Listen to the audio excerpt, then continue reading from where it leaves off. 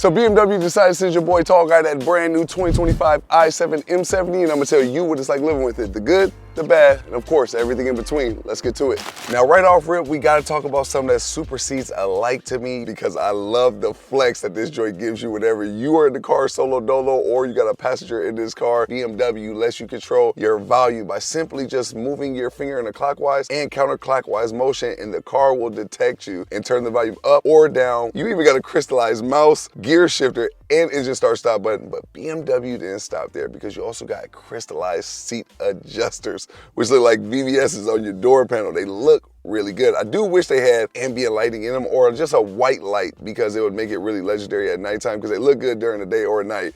But the ambient light, let's talk about that now because day or nighttime, that also looks really good and it's crystallized. You're gonna notice this car has a crystallized type diamond theme because this joint is luxurious and nice. And even in the crystallized daytime running lights, them joints are legendary. I really like those lights, and then you got the headlights located below them. And the ambient lighting even has a bunch of different colors that you can choose from right through the infotainment screen. And it's even in that panoramic roof, which is super historical, and you control the ambient lighting through the rear infotainment screens as well. And all of these seats in this car have massaging seats with 9 different types of massages, 3 different levels of intensity, and 2 different types of speeds. But we're not gonna stop there either. There's more. Through the infotainment screen, you can also control the front driver's seat and the front passenger seat. Recline, massaging seats, heated seats, cool seats, heated steering wheel, doesn't matter, you can control it all right through that thing. What's not to love about that? Next up, let's talk about the fact that you can both digitally open and close your climate vents, which are integrated within your dash,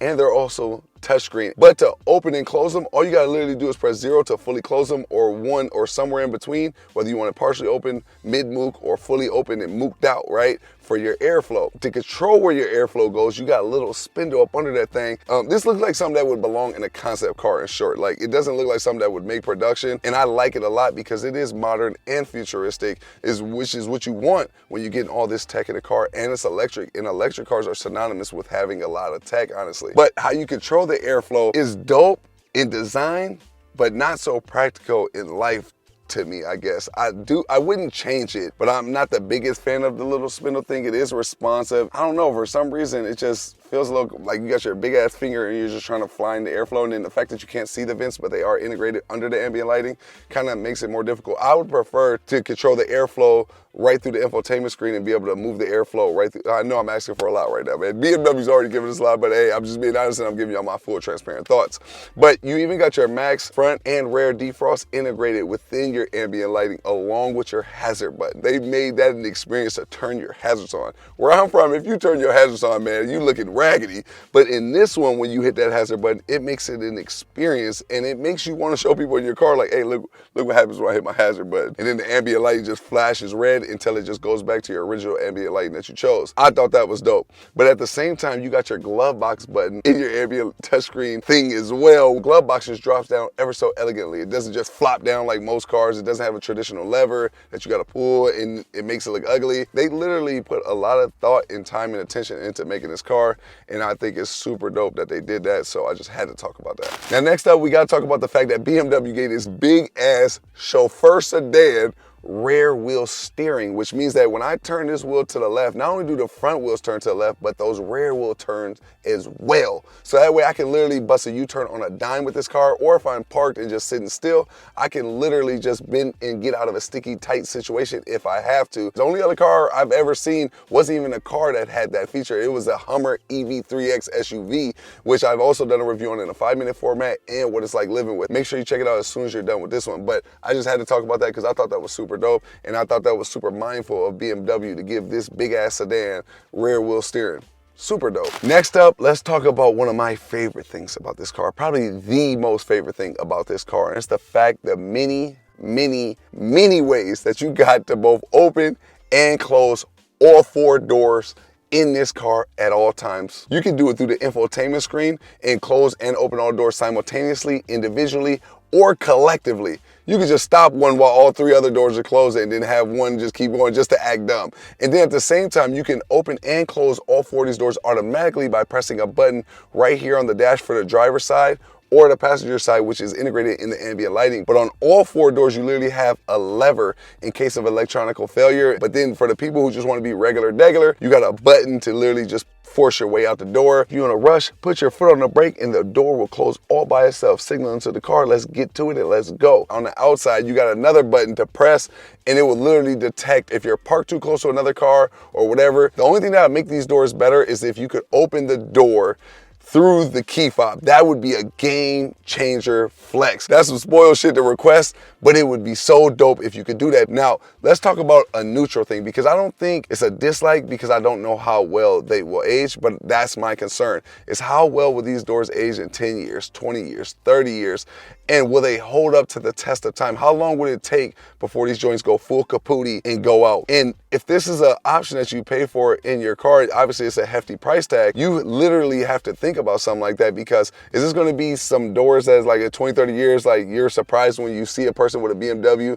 in, 2070 and you're like, man, that 2025 BMW is still kicking. Hey, your doors still work though? Or are they using it manually every single time? You're like, man, I remember these doors used to go open, because maybe a lot of people at that time wouldn't be able to afford, like maybe you're on the 4th owner, 5th owner, or 10th owner that's bought this car, and maybe those automatic closing and open doors didn't age well and probably went out in 2 years, 3 years, more than likely it's probably be after the lease. So 5, 10, 20 years, and are you just using them manually now? So that's just one of my concerns, but I do like the flex of the automatic opening and closing doors. I think they're super dope. I just don't know how well they'll age, and if they do go bad, I just gotta imagine, I don't know, y'all get active in chat, let me know in the comments. Do you think that would be an expensive fix? Because I definitely do. Let's talk about the way this car looks, because I know that is a controversial thing. A lot of people do not like the way this car looks. I don't care if it's on the combustion side or electrical side, a lot of people just don't like it. But me personally, I gotta keep it real with y'all. I love the way this joint looks. And like I said, I don't care if it's on the combustion or the electrical side, I rock with the new i7s, the 7 Series, the new designs, all the new designs of BMW. I love when manufacturers get modern. Sometimes they can push it a little too far or whatever, but I like new designs, and I like when they do facelifts and revamps and all that other stuff.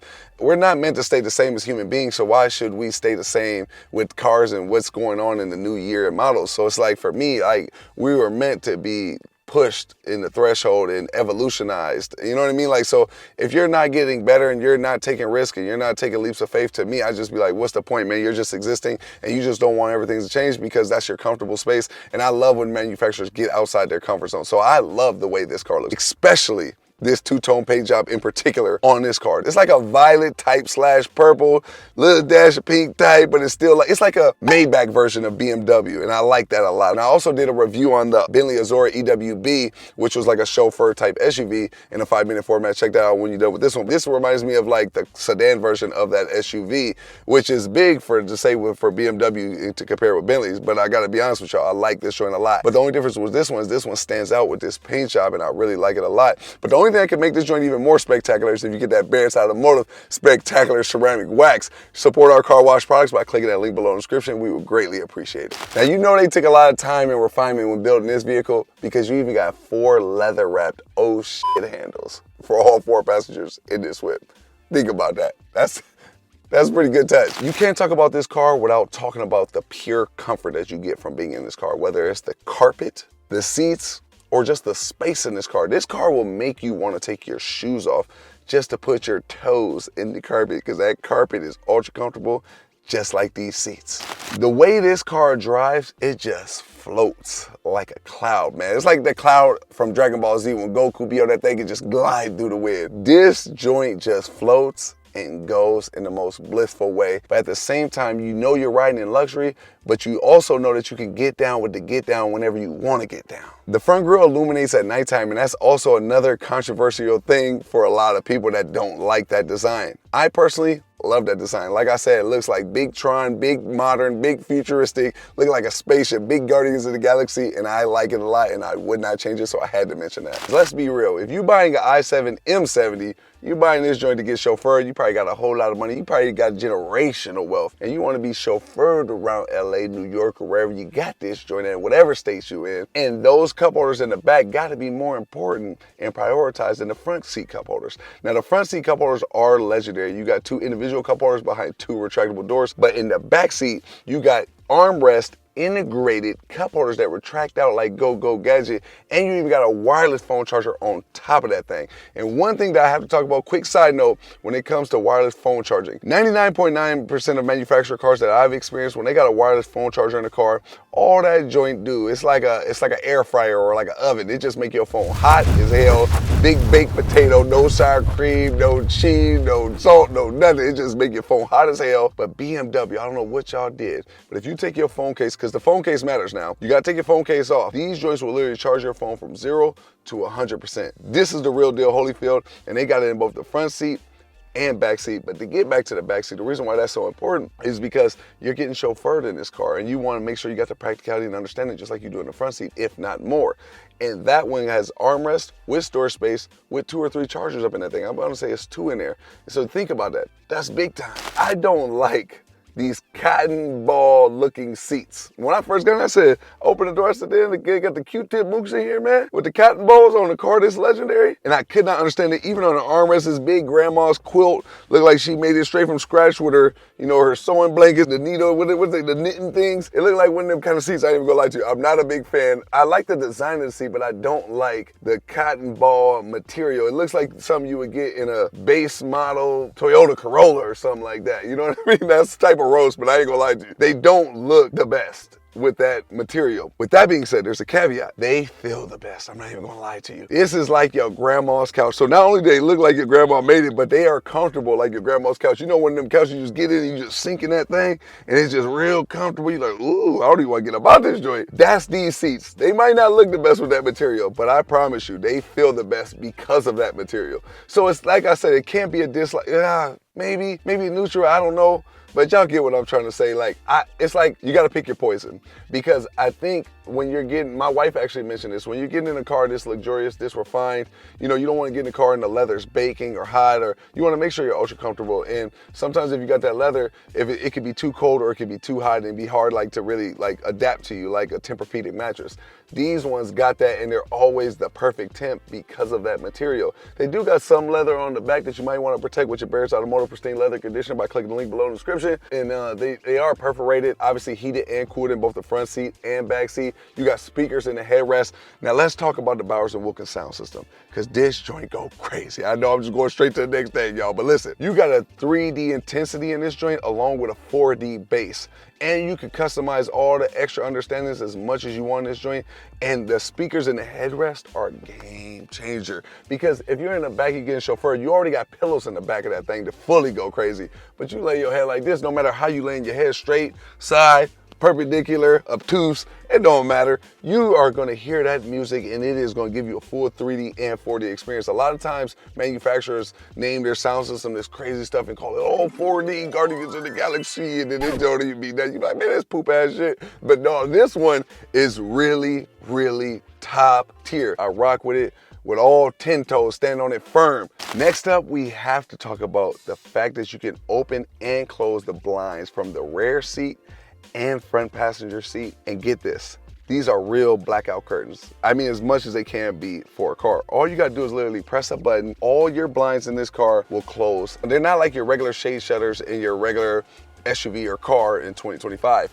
And I think the reason why that is because with that big ass TV that you got on that panoramic roof, BMW doesn't want other drivers getting in car accidents and crashing out because they're looking like in traffic like, damn, look at that big ass TV. Damn, man, that's acting dumb. They stunning up in that thing. So, you know, they got to block it out, especially that rare one, which is ultra dark, which I like a lot for a few different reasons. Like I said, it's not distracting the other drivers, and the ones on the side are just as dark too. So if you're in the back getting chauffeured, whether you're taking a nap, you know, you busting out the laptop and getting some work done, you know, making million and billion dollar deals, $100,000 plays, whatever it is in the back of this car, you won't have to worry about the glare blaring and glaring down on you from the side or from behind or from up top. So I like that a lot. They ain't got nothing for the driver, so, you know, but then again, come on, man, who worried about the peasant driving you around up in this car when you in the back of the thing getting chauffeured, you know what I mean? So I like the fact that they actually really blind out the sun with those shade shutters in both the rear, top, and the back of that thing, inside of them things too. So, hey man, that's legendary. Now, we already know this car is very special, and it's a special place to be.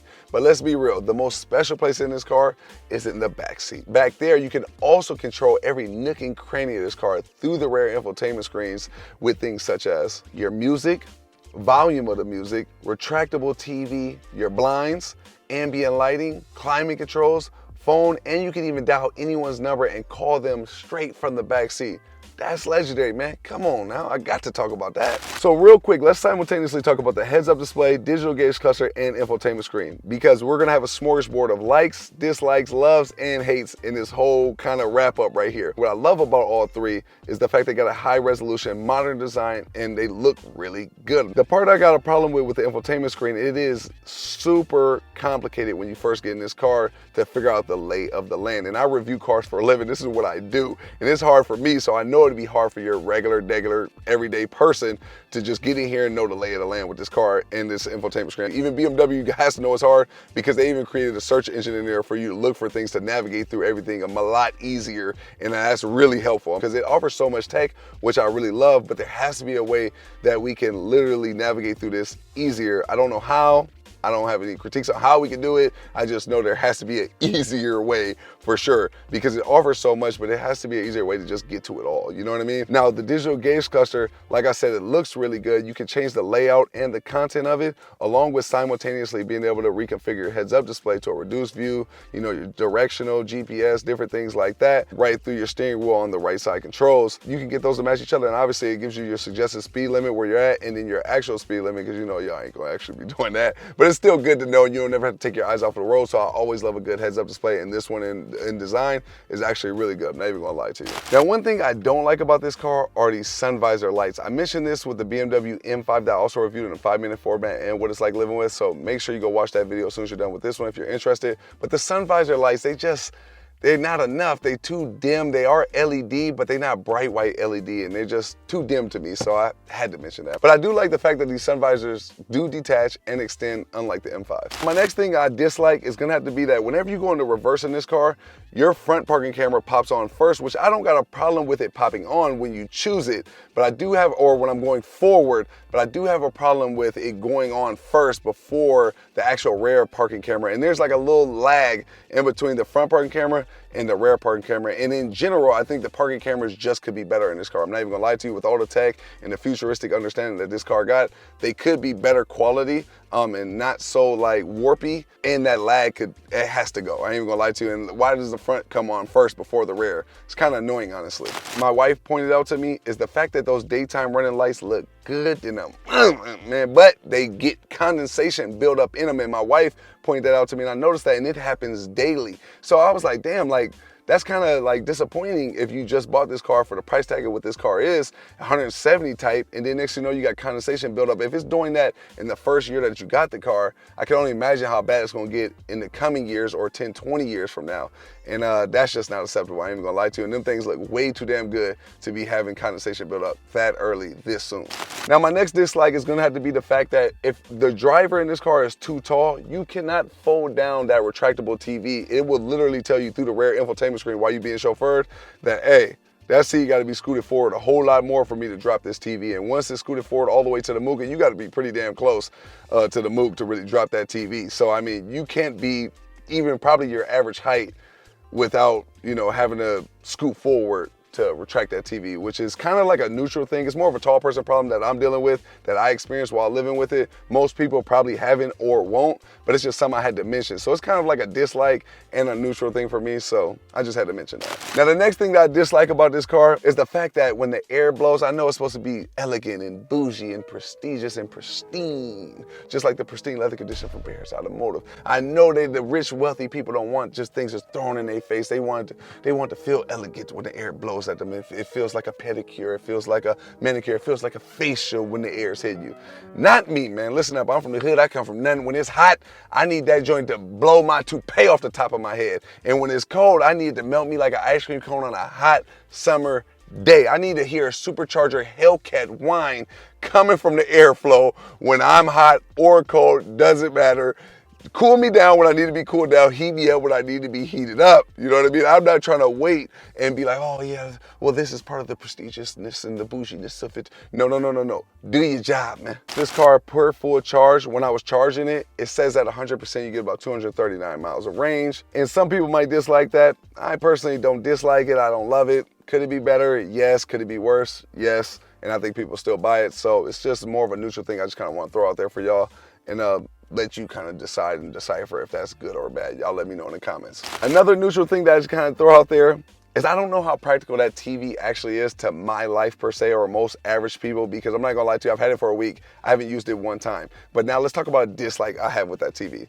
I wish the TV had Netflix like Tesla right from the jump. Like, I feel like I would have used it a lot more, but the fact that you gotta plug up an HDMI, you gotta do all this other stuff, like, it's like, come on, bro. Like, give me like Netflix straight from the jump in that joint, or YouTube, or something that comes straight from the factory, and I feel like it'd be a lot more practical, and I would have used it probably every day since I've had this car. But you gotta do all this other outsourcery, BMW, plug in this, do that, app this, and it's just like, plug in the HDMI, it's like, come on, bro. Ain't nobody trying to do all that in 2025. Man, I should be able to just sync up. It should have the apps there.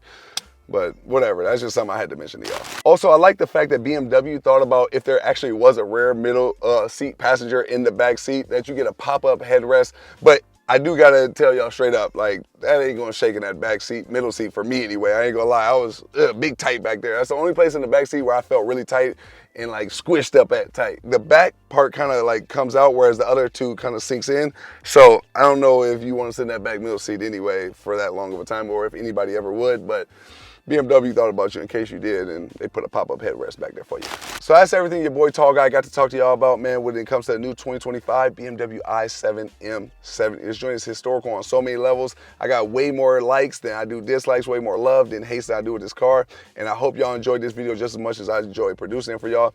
Me and my dog Farid and my wife and I, we work extremely hard at putting these videos together for y'all, man. So if y'all can support our car wash products at Barrett's Automotive, we would greatly appreciate it. Click the link below in the description and support us, because this is a homegrown, understanding, black-owned business, and we started this joint straight from the mud, and we getting it all by ourselves, straight from the seed, man, and we hope that y'all can water us and help us grow as well. And we're trying to do the same thing with these car wash products, with the car reviews and everything like that, man. So if y'all like this video and y'all like our car wash products and y'all like everything we're doing, please hit that thumbs up. If you're new to the channel, please subscribe. We'd greatly appreciate it, man, and we'll see you on the next video. You dig?